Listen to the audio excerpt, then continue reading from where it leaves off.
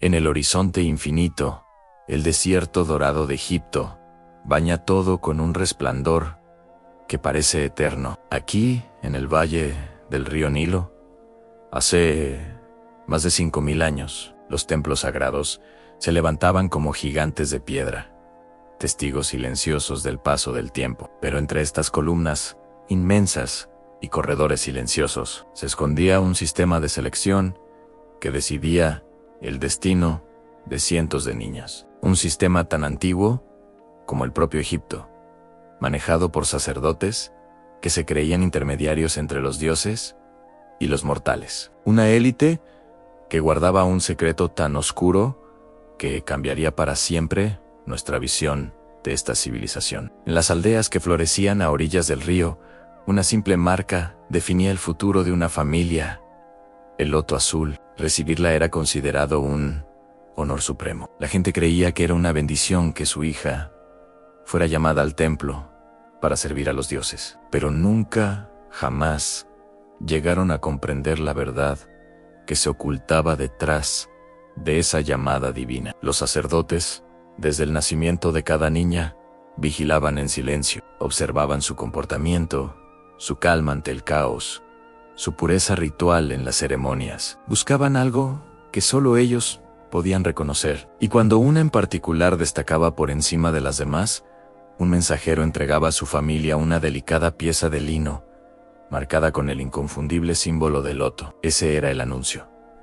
Había sido elegida, y su vida, tal como la conocía, estaba a punto de terminar. Una vez elegida, la joven era conducida al templo en una procesión solemne, envuelta en un silencio absoluto. Nadie hablaba, nadie lloraba. Los padres mantenían la cabeza baja, convencidos de que entregar a su hija a los dioses traería prosperidad y bendiciones a su hogar y su aldea. El viento del desierto movía con suavidad los velos blancos que la cubrían, mientras los sacerdotes avanzaban delante, portando antorchas, cuyo fuego danzaba en la penumbra del atardecer.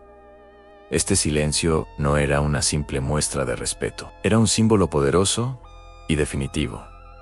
La niña dejaba atrás su nombre, su familia y toda su vida anterior. Estaba renaciendo para un propósito que le era desconocido, un destino del que nunca podría escapar. Al llegar, se enfrentaba a la monumental entrada del templo. 2 estatuas gigantescas de dioses con cabeza de halcón custodiaban un umbral oscuro, como si vigilaran la puerta al inframundo. Se decía entre susurros que esa puerta solo se abría hacia adentro. Una vez que una de las elegidas la cruzaba, ninguna volvía a ser vista en el mundo exterior. Su destino quedaba sellado para siempre dentro de esos muros de piedra. A partir de este punto, la historia se fragmenta, se convierte en un rompecabezas de mitos confusos, registros oficiales que desaparecieron misteriosamente y relatos prohibidos que lograron sobrevivir al paso de los siglos gracias a escribas clandestinos que se atrevieron a desafiar el poder de los sacerdotes. Dentro del templo, la atmósfera cambiaba por completo. Un grupo de sacerdotes de alto rango, con sus rostros ocultos tras máscaras de oro y obsidiana, esperaban a la joven. Sus pasos resonaban como golpes huecos sobre el suelo de piedra pulida, un sonido que helaba la sangre. Estos hombres formaban parte de la casta más temida de todo Egipto, los guardianes del ritual de iniciación. Su autoridad era absoluta. Nadie, ni siquiera el faraón, se atrevía a cuestionar sus métodos o sus decisiones. Cada uno de sus movimientos, cada gesto y cada palabra estaba estrictamente codificado según textos sagrados que solo ellos podían leer e interpretar. Eran los dueños del conocimiento y, por tanto, los dueños del destino de la niña. La joven era llevada entonces a una sala circular, cuyas paredes estaban completamente cubiertas de jeroglíficos. Estos grabados hablaban de renacer, de pureza, de sacrificio y de la vida eterna junto a los dioses. Pero en ninguna parte se mencionaba lo que realmente ocurría en ese lugar. Los historiadores modernos, al estudiar estas cámaras, han encontrado indicios profundamente inquietantes. Marcas en las paredes que sugieren el uso de ganchos, restos de lo que parecen ser cadenas rituales y descripciones ambiguas en papiros fragmentados que hablan de transformaciones que, lejos de ser simbólicas, apuntan a ser terriblemente físicas. ¿Qué clase de rito exigía una preparación tan siniestra? Aquí es donde el misterio se vuelve aún más denso. Casi todos los registros detallados sobre este ritual desaparecieron de forma sistemática durante el reinado de un faraón que proclamó una reforma religiosa radical. La destrucción de estos papiros y tablillas fue tan precisa y completa que muchos historiadores sospechan que no fue un acto de fanatismo religioso, sino un encubrimiento deliberado. Los propios sacerdotes, o quizás una facción rival, quisieron borrar de la historia las pruebas de algo impensable, algo que ni siquiera la poderosa civilización egipcia podía tolerar. Y esto nos lleva a la pregunta que impulsa toda nuestra investigación, que era tan horrible, tan atroz, que incluso los hombres más poderosos de Egipto temieron que el mundo algún día lo supiera. Entre los pocos fragmentos de papiro que se salvaron de las llamas, un símbolo recurrente ha llamado la atención de los arqueólogos: un ojo completamente cerrado. A diferencia del ojo de Horus, que todo lo ve, este símbolo parece representar lo contrario. Los expertos creen que podría ser la representación de un voto de silencio absoluto e inquebrantable, una advertencia para aquellos que sabían la verdad y una marca para los que habían pasado por el ritual. Este símbolo podría ser la clave para desentrañar el secreto final de la cámara del Renacimiento. Para comprender su verdadero significado, tendremos que seguir las pistas hasta el final de esta historia, por oscuro que sea el camino. Nuestra última pista proviene de un antiguo relato, escrito por un escriba que desapareció misteriosamente poco después de completarlo. En sus textos describe visiones de una joven corriendo desesperadamente por los pasillos del templo. Es la misma niña del inicio, pero ahora su rostro está lleno de terror. En sus últimas líneas, el escriba deja una advertencia escalofriante que ha resonado a través de los milenios. Ninguna muerte conocida por el hombre supera lo que ocurre en la cámara del Renacimiento. Justo en ese momento, la puerta al fondo del pasillo se cierra con un golpe seco y definitivo. En el corazón de un templo olvidado, una excavación en 1973 desenterró un pergamino ennegrecido. La tinta, casi invisible, parecía haber sido borrada a propósito. Su autor, un escriba llamado Maru, desapareció sin dejar rastro alrededor del año 1200 a.C. A su lado, una advertencia grabada con una precisión inquietante decía: ellos lo ven todo, incluso lo que no debe saberse. Así comienza nuestra búsqueda para entender quiénes eran esos guardianes, qué secretos ocultaban con tanto celo en las profundidades del templo, y por qué un escriba arriesgó su vida para dejar una pista. Retrocedamos en el tiempo al año 2800 antes de nuestra era. Fue entonces cuando la casta sacerdotal comenzó a expandir su poder. Con túnicas blancas y máscaras de oro, los hombres que gobernaban los templos acumulaban saberes arcanos que solo ellos podían interpretar. Los templos se llenaron de jeroglíficos que describían cosmologías complejas, ceremonias ocultas y rituales que jamás se enseñaron al pueblo. Mientras los faraones cambiaban y las dinastías caían, los sacerdotes permanecían. Eran los dueños del calendario, de los astros, de los nacimientos sagrados y también del ritual prohibido del que nadie, absolutamente nadie, se atrevía a hablar. Su poder no residía en la corona, sino en el conocimiento que ocultaban. En lo más profundo de cada gran templo existía una sala a la que ni siquiera los nobles podían acceder en la casa de la vida. Imaginen estanterías de madera oscura, repletas de rollos de papiro, manuales de rituales, fórmulas médicas avanzadas y, sobre todo, un conjunto de textos que los sacerdotes llamaban los libros sellados. Se decía que quien los leyera sin permiso desaparecería antes del amanecer. Estos libros no eran simples registros, contenían instrucciones detalladas sobre la manipulación del cuerpo humano, ceremonias de aislamiento sensorial y transformaciones físicas que eran consideradas sagradas. Nada de lo que ocurría allí dentro salía jamás al exterior. Nada debía saberse. Y aquí, un detalle emerge de las sombras del pasado, un hallazgo arqueológico que desafía toda lógica en máscaras ceremoniales hechas de obsidiana pulida, completamente lisas, sin ninguna abertura para los ojos. Estas máscaras no eran solo un símbolo, representaban la idea de ver más allá del mundo físico. Los sacerdotes de alto rango que las usaban eran conocidos como los ciegos del Dios, pues se creía que renunciaban a la vista terrenal para acceder a una percepción superior. Pero los arqueólogos descubrieron que la máscara cumplía otra función, mucho más siniestra: deshumanizar por completo al sacerdote durante los rituales. Ningún rostro, ninguna expresión debía quedar asociada a los actos que se llevaban a cabo en la cámara del renacimiento. La identidad se diluía en la sombra, convirtiendo al hombre en una herramienta anónima del Dios. Una vez que las jóvenes vírgenes cruzaban las puertas del templo, su destino no se dejaba al azar. Eran sometidas a semanas de observación rigurosa. Los sacerdotes evaluaban su comportamiento, su resistencia al ayuno, su disciplina en el silencio absoluto y, lo más importante, su reacción emocional ante estímulos desconocidos y aterradores. No buscaban pureza espiritual en el sentido que entendemos hoy.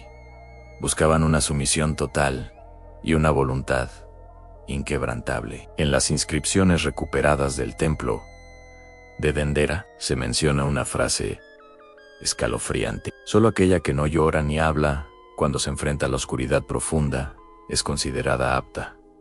El resto simplemente desaparecía. Nadie sabe a dónde eran enviadas, ni qué destino les esperaba. Se desvanecían como el humo de las antorchas en los pasillos oscuros. Debajo de la estructura principal del templo existía un mundo secreto, una red de pasadizos angostos construidos durante el reino antiguo, mucho antes de que el templo actual se erigiera. Era un laberinto de piedra fría, donde los ecos parecían multiplicarse y jugar con la mente. Allí, las elegidas eran llevadas para enfrentar pruebas secretas en la más absoluta soledad. Los muros de estos túneles están cubiertos de marcas en líneas, arañazos, símbolos desesperados y figuras extrañas hechas por manos temblorosas en la oscuridad. Pero lo más inquietante es que muchas de estas marcas no parecen humanas. Su forma, su profundidad y su patrón sugieren que algo más,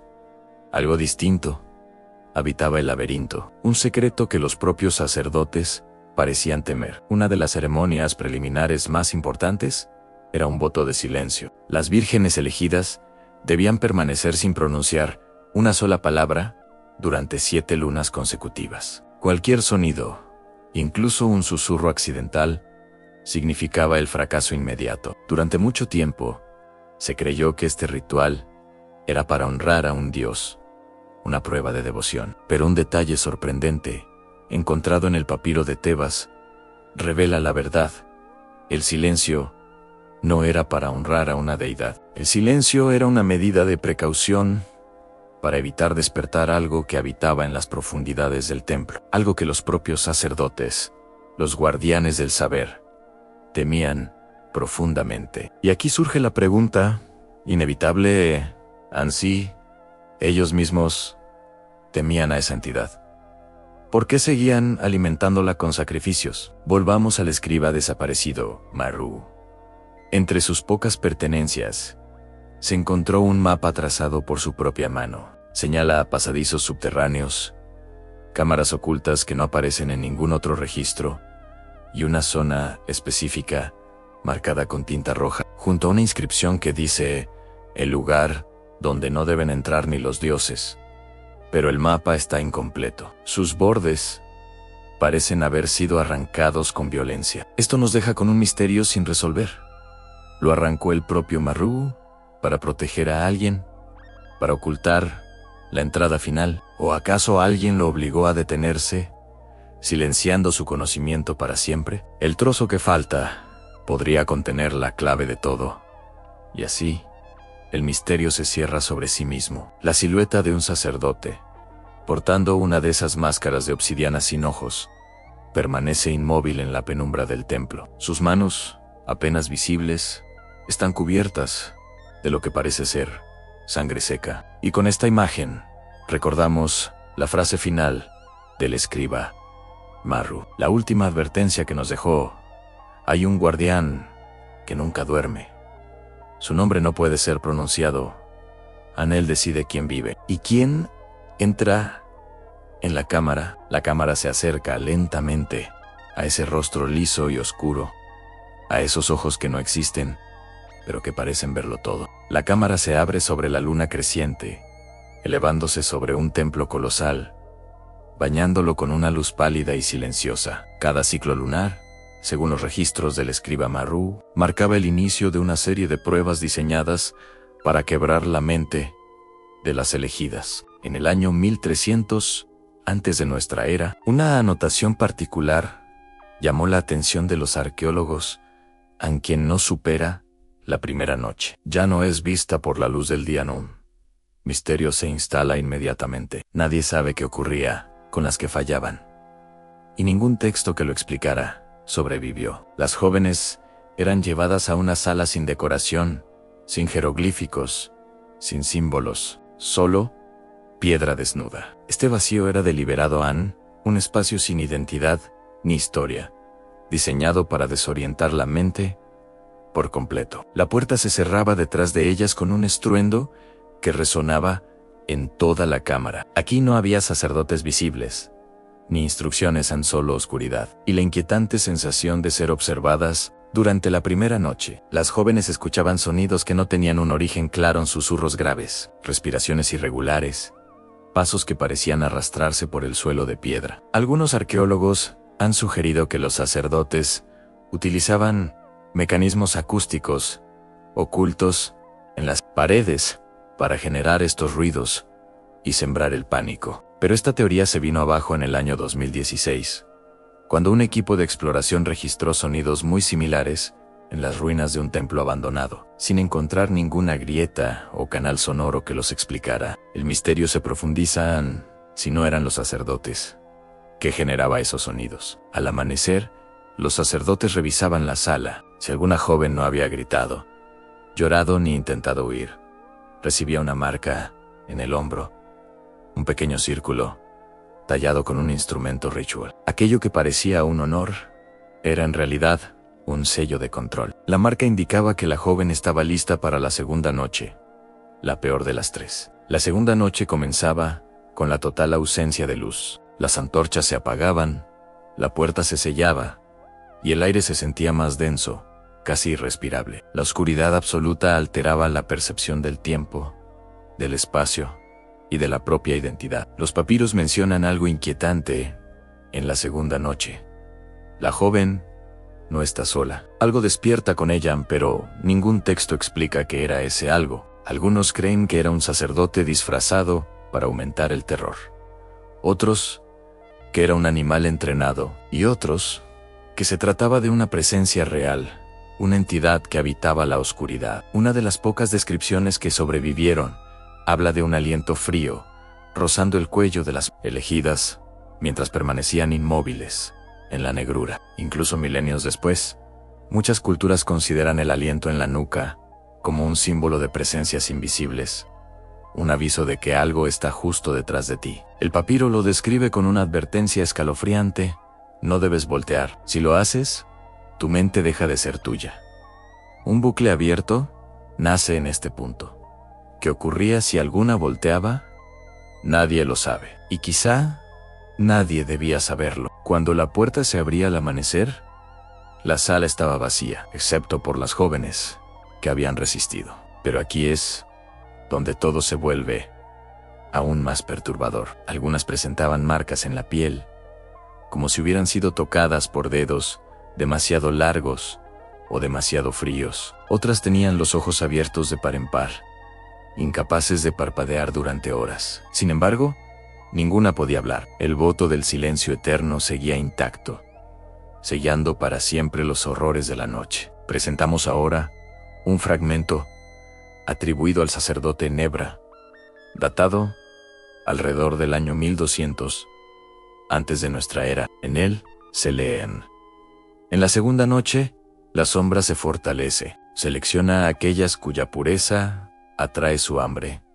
Este fragmento fue encontrado roto en 6 piezas, como si alguien hubiera intentado destruirlo. La última línea está incompleta y termina abruptamente. Y cuando la sombra toma forma, la frase queda suspendida en el tiempo, y su significado perdido para siempre. El episodio cierra con un pasillo iluminado por antorchas azules. Las jóvenes que sobrevivieron las 2 primeras noches caminan lentamente hacia una cámara, cuyo umbral está marcado por el símbolo del ojo cerrado. La tercera noche no es una prueba, es una sentencia. Las puertas de la cámara se cierran con un eco que parece no terminar nunca. La pantalla cae a negro, mientras se escucha un sonido imposible de identificar, algo entre un lamento y un rugido. ¿Qué ocurre dentro de la cámara final? ¿Y por qué ninguna joven volvió a salir completa? Suscríbete para descubrirlo en el próximo episodio.